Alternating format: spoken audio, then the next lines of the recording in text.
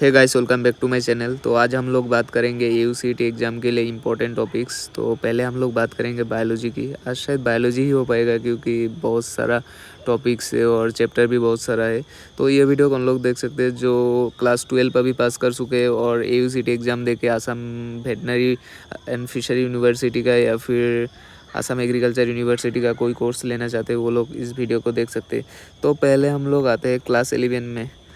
तो class 11 biology.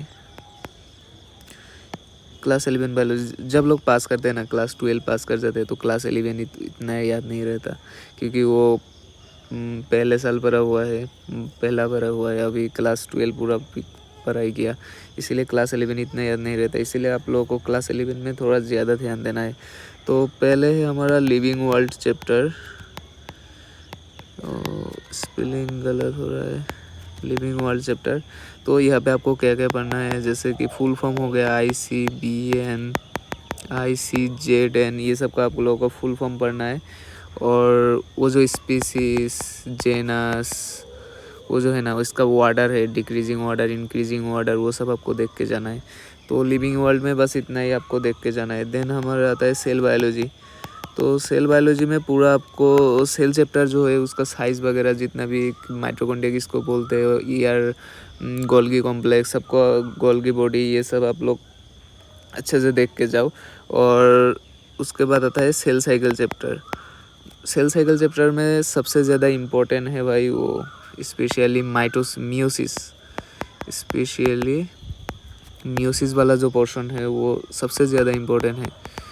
और meiosis में क्या, वो जो डिवीज़न का है, लेप्टोटीन, जाइगोटीन, पेकाइटिन, कौन सा स्टेज में क्या होते हैं, तो वो सब बहुत ही इम्पोर्टेंट है। इसीलिए आप वो तो भाई वो तो याद करके ही जाना होगा आप लोगों को, नहीं तो जान लो कि एग्ज़ाम कैसा जाएगा। तो ये हो गया। देन हम लोग आते हैं बायोमोलिकुल्स। बायोमोलिकुल्स, तो बायोमोलिकुल्स में सबसे ज़्यादा इम्पोर्टेंट वो टेबल वगैरह, जिसमें ग्लूट4 ऐसा कुछ, टॉक्सिन वगैरह और ऐसा बहुत कुछ दे दिया है और NCERT में आपको देखने को मिलेगा। तो आपको टेबल अच्छे से याद करके जाना और स्ट्रक्चर वगैरह थोड़ा बहुत, ग्लाइसिन का स्ट्रक्चर, ये सब आपको देख के जाना है। और कुछ था वो लास्ट में जो था कोफैक्टर वगैरह, वो सब आपको थोड़ा बहुत देखना है। तो इतना ही आपको देखना है। उसके बाद हम लोग आते हैं प्लांट फिजियोलॉजी में। प्लांट फिजियोलॉजी, तो मेरा हैंड राइटिंग पे इतना ध्यान नहीं जाना क्योंकि बहुत जल्दी जल्दी लिख रहा हूँ और वीडियो थोड़ा जल्दी बनाना है, इसीलिए हैंड राइटिंग भी ख़राब हो रहा है। तो प्लांट फिजियोलॉजी में सबसे ज़्यादा क्या इम्पोर्टेंट है, वो लास्ट में है ना, जो क्या बोलते हैं, ऑक्सीन, जिबरेलिन, हाँ वो सब, ऑक्सीजन का फंक्शन, ऑक्सीजन क्या हेल्प करते हैं, जिबरेलिन क्या हेल्प करते हैं, इथाइलिन, ये सब आपको अच्छे से देख के जाना है। और इसका भी एक ट्रिक है, अगर आपको नहीं पता तो मुझे वो व्हाट्सएप पे मैसेज कर देना, मैं आपको ट्रिक बता दूंगा इसका। तो ये सब आपको देख के जाना है। देन एनिमल किंगडम हम लोग आते हैं। एनिमल किंगडम, तो एनिमल किंगडम में सबसे ज़्यादा इम्पोर्टेंट है एग्जाम्पल वगैरह। आपको भाई जितना भी एग्जाम्पल है वो आपको याद करके ही जाना होगा, जितना भी एग्जाम्पल है एकदम रट लो अभी से। देन आते हैं हमारा डाइजेशन एंड एब्जॉर्प्शन चैप्टर। ये चैप्टर बेसिकली हट चुका है लेकिन लास्ट ईयर क्वेश्चन आया था वो डेंटल फार्मूला से। तो आप लोगों को वो डेंटल फार्मूला थोड़ा बहुत देख लेना, इंसेस और कैनाइन को क्या कितना है, तो डेंटल फार्मूला आपको देख लेना है, डेंटल फार्मूला। और स्टोमक देखना है, हाँ स्टोमक कौन सा, डिओडेनम का फंक्शन क्या है, डिओडेनम के बाद क्या आता है, वो सब आप लोग देख के जाना है, स्टोमक का पार्ट। देन आते हैं हम लोग रेस्पिरेशन में आप लोगों को सारा कुछ इतना इम्पोर्टेंट नहीं है लेकिन आप लोग देख के जाओ, अभी तो टाइम है, अभी सब पढ़ सकते हो, लेकिन एग्ज़ाम के टाइम पे जो बता रहा हूँ ये आप लोग को ध्यान देना ही है इसमें। ये एक बार आप पढ़ के जाना, एग्ज़ाम के पहले तो पढ़ना ही है ये सब। और ब्रीदिंग में वो टाइडल वॉल्यूम, रेसिडुअल वॉल्यूम, वो सब, और क्या बोलते हैं उसको, expiratory, inspiratory reserve volume, expiratory reserve volume, ये सब आपको जितना भी है सब कुछ आपको देख के जाना है, ठीक है। और ऑक्सीजन डिसोसिएशन कर्व, ये तो बहुत ही इंपॉर्टेंट है, ये डायरेक्टली पूछ देता है कि ऑक्सीजन डिसोसिएशन कर्व ये किस तरफ ऑक्सीजन डिसोसिएशन हो रहा है और किस तरफ हीमोग्लोबिन का अमाउंट, ये सब पूछ देता है भाई, ये सब आप लोग देख के जाओ, ऑक्सीजन डिसोसिएशन कर्व, ठीक है। ओके, अभी हम लोग आते हैं नर्वस सिस्टम के ऊपर। तो नर्वस सिस्टम में आपको सब देखना है, वो ANS PNS जो है वो सब आपको देखना है। ANS के अंदर कौन कौन है, PNS के अंदर कौन कौन है, और वो सब आपको देखना है। Autonomic nervous system, sympathetic nervous system, parasympathetic nervous system, वो सब आपको अच्छे से देख के जाना है। देन हमको हमारा इसके बाद नर्वस सिस्टम के बाद आता है वो लास्ट वाला पार्ट, एंडोक्राइन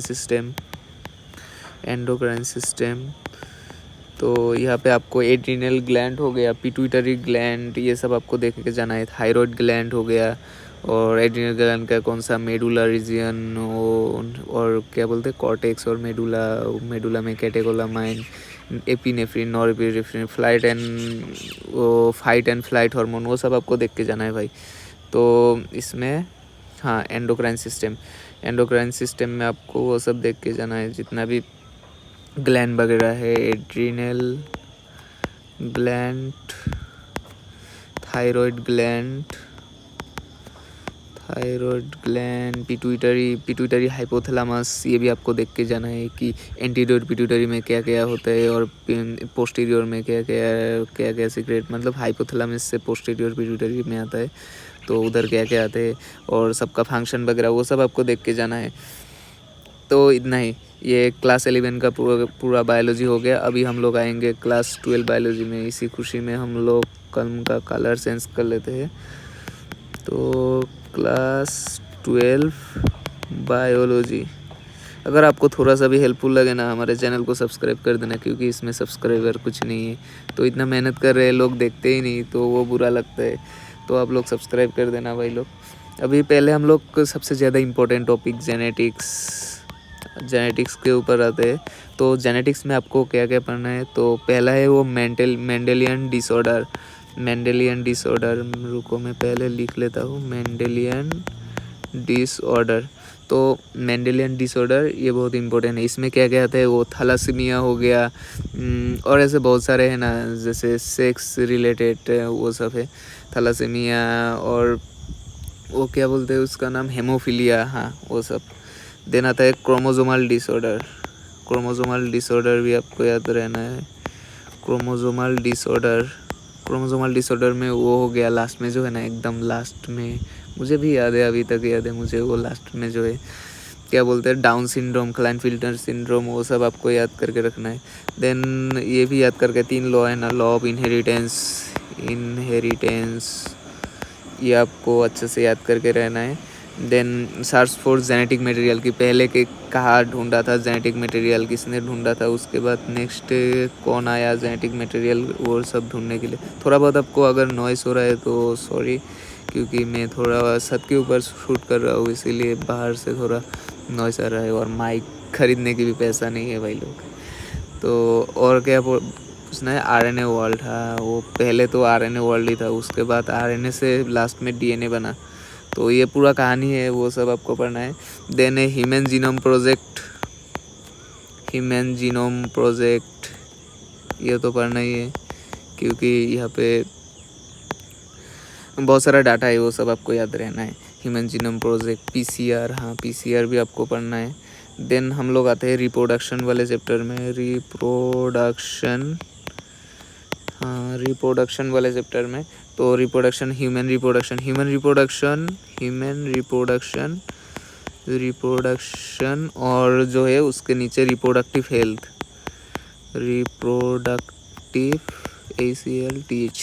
ये दोनों आपको एकदम रट के जाना है, अच्छे से याद करके जाना है, एक भी पॉइंट नहीं छोड़ना भाई लोग, ये आपको याद के जाना है।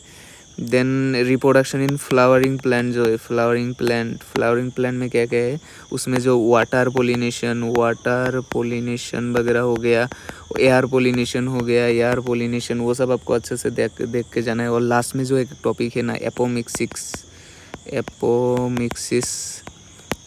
ये आपको पढ़ के जाना है, एपोमेक्सिस पढ़ के जाना है। देन हम लोग आते हैं इकोलॉजी वाले चैप्टर में। इकोलॉजी में आते हैं तो इकोलॉजी में आपको क्या क्या पढ़ना है, फूड वेब वो जो फूड का पूरा चेन है वो सब आपको पढ़ना है कि primary consumer, secondary consumer, then food chain पढ़ना है। इकोलॉजिकल पिरामिड्स को किसका शेप कैसा हो जाता है वो सब आपको पढ़ना है कि किस पिरामिड का है वो, नंबर का पिरामिड या फिर और बहुत सारा है ना, बायोमास का पिरामिड, वो सब आपको पढ़ना है। देन पॉपुलेशन इंटरेक्शन पढ़ना है। बात रेट, डेट रेट, वो सब आपको पढ़ना है। देन इकोलॉजिकल सक्सेशन इतना नहीं चाहिए, फिर भी थोड़ा बहुत पढ़ लेना। देन ग्रीन हाउस इफेक्ट कौन कौन देता है वो सब आपको पढ़ना है। CO2 वगैरह, मीथेन, वो सब आपको अच्छे से पढ़ना है। ओके, देन हम लोग आते हैं human health and disease.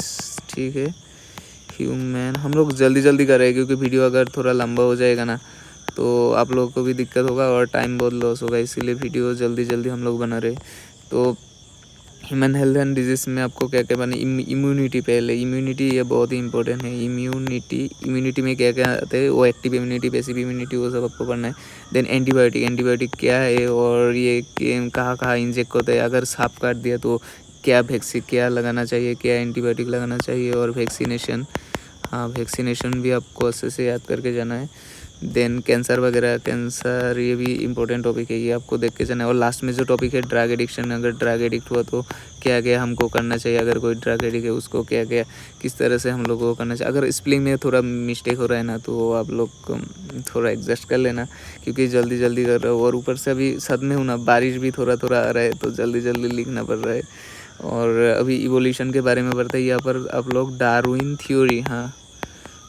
Theory आप लोग अच्छे से याद करके जाओ। डार्विन ने क्या बोला था, और हार्डी-वेनबर्ग प्रिंसिपल।